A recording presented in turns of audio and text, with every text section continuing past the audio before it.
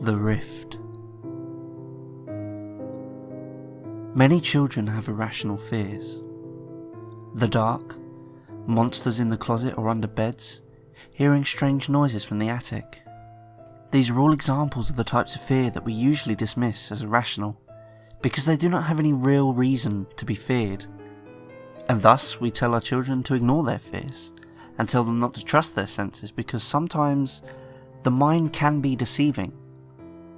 But what originally inspired these fears? Is it really as simple as a fear of the unknown? If so many children around the world talk of the same experiences and experience the same fears, isn't it a little strange how nobody truly ever encounters the beings that are the source of this fear? It began 7 years ago, in the winter of 2007. I was 19 years of age and lived in the small town known as Langport, Somerset. Like most people my age, I'd just finished college and was in search of a university that would allow me to study mechanical engineering. My mother had suggested that I should attend a local university and live with her for a few more years to avoid the living expenses and the need to travel. But the truth is, living with my two brothers makes it very difficult for me when it comes to studying, as the house is always in utter chaos. In all honesty, I couldn't wait to leave this house and live independently away from the strife where I could actually study in peace. I had applied for several universities and been accepted by two.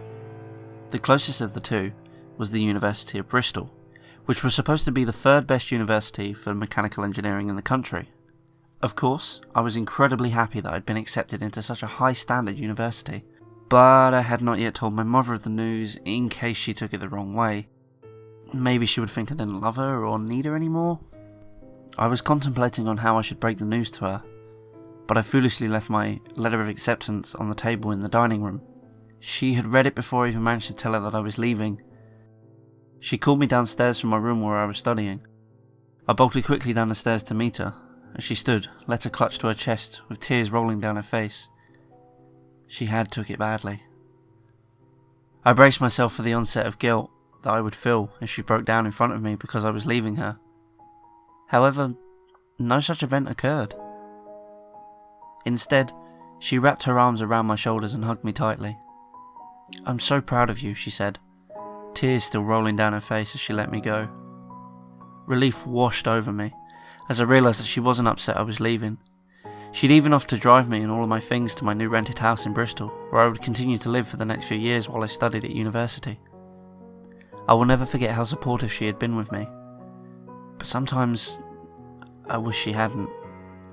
Maybe if she had begged me to go to a local university, I would have stayed. Maybe it would have been possible to avoid the horrors that I experienced while living there. My brothers warned me that I would get nervous and would be likely to panic once things became real. I would feel isolated and alone, and immediately dread making this decision. However, I did not feel this at all. At least, not until I was outside the front door of my new house. The door was made of some kind of dark, heavy wood, which appeared to be rotting at the bottom due to years of rainfall barraging on the doorway. The house itself, it wasn't much to look at either. The walls were made of old grey stone, and it seemed that my street was the only street without renovated buildings. It may have just been my imagination, but as I stood there and glanced up at the tall structure, it seemed to loom over me. In all honesty, it intimidated me. But I couldn't complain because the price of the rent was dead cheap. £35 per week was not much to pay in the grand scheme of things. I turned to my mother and explained to her that I had feelings of uncertainty about living away from home. She just smiled and brushed my hair away from my eyes as she used to when I was a small child, and simply said, "You'll be fine." I'd always found her soft grey eyes comforting, and her voice was always reassuring. I gave her one last hug, and she drove off into the distance. I unlocked the door and entered the house. 2 weeks had passed since my enrolment at the University of Bristol. Aside from feeling slightly lonely, everything was fine. Most of the day I spent either studying or on my laptop talking to friends from my old college on video chat. Although it had only been 2 weeks, seeing familiar faces comforted me greatly. But as I spent many hours studying from a textbook, I couldn't help but notice the eerie silence of the house. The streets outside my window were usually completely vacant, and it was rare to even hear the sound of birds overhead. Many times I would turn on the laptop just to hear the low gentle hum of the fans as they whirred inside the machine. Anything to break the silence. There was also a rather large crack in one of the walls in my bedroom, and despite how silly it may sound, I could never shake the feeling that I was being watched while I slept. Although the walls were fairly thin, the crack appeared to be a few feet deep. I couldn't explain it at the time, but something about the dark abyss that peered out instilled a fear into me that I hadn't felt since I was a child. The crack had bothered me so much I decided to board it up with wood so it wasn't visible. And that's when it started. Ever since the night I decided to board up the crack in the wall, I'd heard strange things coming from the inside of the wall. I laid in bed, facing opposite the boarded wall, and heard a scratching noise coming from the other side. At first I assumed it was mice and made a mental note to set up some mice traps in the house. But the longer I left it, the louder the scratches became. On the first night, a tiny scraping noise every few seconds, like the paws of a small animal. It was fairly easy to ignore and sleep through, as I'm usually quite a heavy sleeper. Then the scratches intensified until the point as if it sounded like someone was digging a knife into the stone brick wall and scraping it down, attempting to break free. It was causing me to lose sleep, and as I was attending university 5 days a week, it was having quite an effect on my performance. Some nights I would have a mere 3 hours of sleep because of the incident with the wall. I had reported it to the council in hope that they would fix it, but they said the closest time they could come and look at it would be the following month. I didn't have time to wait that long, but I didn't have to. Or so I thought. After a week of noises persisting every night, they had suddenly ceased. However, they were replaced by low groans and rumbles from the other side of the wall. This was not normal. I recognised this, and so I called my mother. I'd explained the situation to her, and she told me that it was probably just some auditory hallucinations as I was falling asleep. Apparently I would hear all sorts of things as a child, and it was quite common for me to hallucinate as I was going to sleep, and in a strange environment, it was likely that they would start again because I was in an unfamiliar place. From then on, every time I heard the groans, I just told myself they weren't real. I told myself that it was in my head and all I needed to do was ignore it. And to my surprise, it worked. Perhaps my mother was right. Perhaps it was just because I was feeling anxious about being isolated and living in a new environment and everything. But that doesn't explain the events that would follow. 2 months had passed since I first moved into the house, and I began to establish relationships with other students in my class. I had 3 new friends and a girlfriend named Sarah. She had fair blonde hair that flowed down to her shoulders, almost like water, and her emerald green eyes always sparkled. I'd forgotten about the crack in the wall and considered it part of a silly phase that I was going through. I can truly say I was happy. My life was peaceful. Perfect girlfriend, perfect friends, and my grades were the highest of standards. But slowly, everything began to go wrong. I lost everything. My girlfriend, my perfect friends, and the rest of my life. And the worst part is, it was all over a kiss. Just a stupid kiss. I had just discovered that Sarah was cheating on me. I found this out when I'd walked over to her house and saw my best friend making out with her on the couch. But they hadn't seen me. All this time, this meant everything to me.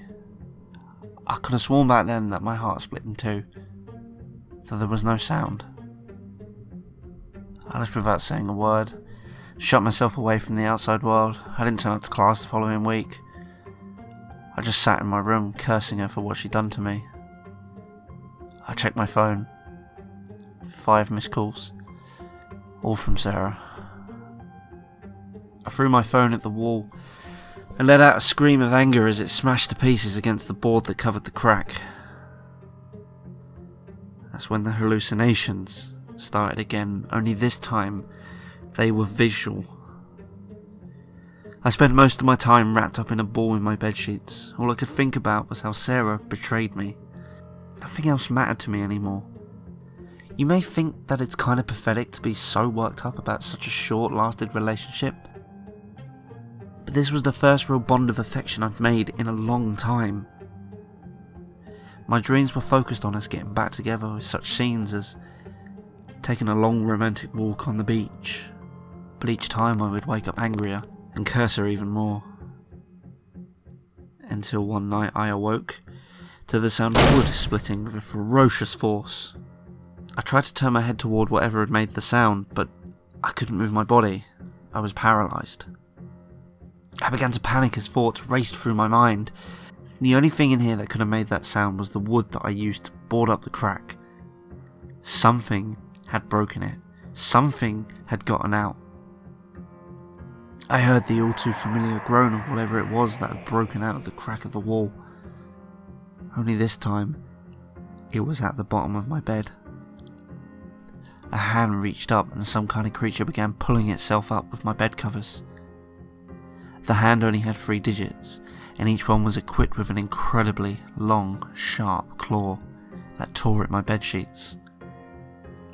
My heart was in my mouth. Whatever this thing was, it was certainly not a hallucination.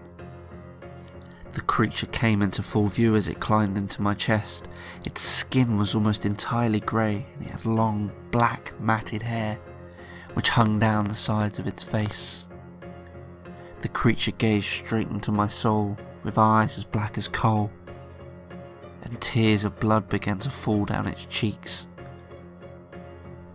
It opened its mouth and revealed a pit darker than the rift that had disturbed me so much beforehand, and spoke in half-formed sentences. Your desires. Its voice was rough and comparable to the sound of shattering glass. The creature pointed to the rift in the wall and turned my head towards it. The creature hopped over to the rift on all fours and began to haul something out of it.